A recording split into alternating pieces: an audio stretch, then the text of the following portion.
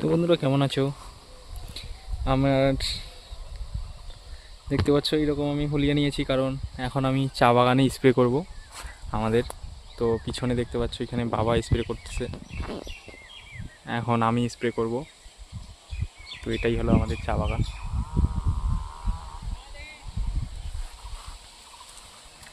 এটাই হলো আমাদের চা বাগান।